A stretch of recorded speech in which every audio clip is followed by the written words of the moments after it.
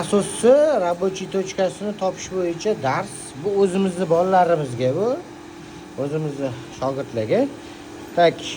Mana hozir shovqin chiqarib tashlayapti nasos.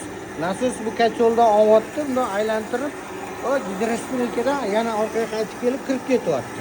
Hozir nimaga shovqin chiqaryapti bu? Bu yerda qarshilik hammasi bo'lib 5 metrgina bo'lsa ham, bu nasos hozir 15 metrlik nasos turgan bo'lishi mumkin. Mana qizishni ham boshladi. Mana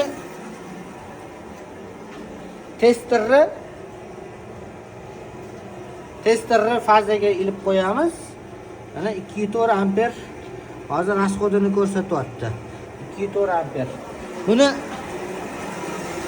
Buni hozir рабочий точкасini topib, masjidga moslashim uchun yoki chistotlik kuchini kamaytirishim kerak.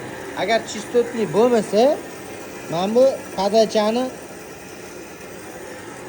kirishi emas, chiqishi sekin-sekin yopib, nasosni mana bu krivoy xarakteristikasi bor-ku, o'shanda bundan рабочий точкаga tushirsa bo'ladi. Mana o'zi 277 amper ishlatadi deb qo'yibdi, 380 bo'lsa. Mana shuni hozir 230, mana shunaqa 235 amperlarga tushirsak, shovqini ham yo'qoladi, nasos ishlashi ham yaxshi bo'ladi. Ana siqib tushirdilar. Regulovka bo'ldi. Joyiga to'g'ri tushdi. Mana shu nasos masjidga moslashdi. Mana suv shovqini ham yo'qoldi. Hozir qizish boshladi, qizish ham yo'qoladi.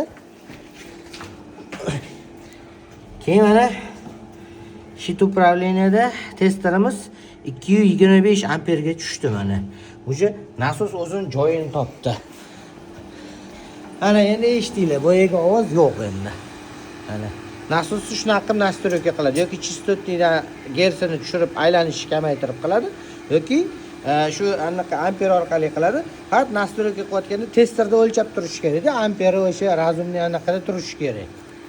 O'sha sekin joyiga tushishni boshladi. Ovozi ham yo'qolib, рабочий точкasiga tushdi. Bu yerda ham suvni tez aylantirib yuboryapti, mana bularga urilib ovoz chiqib ketyapti-da. Hozir endi uni zo'r ishlaydi.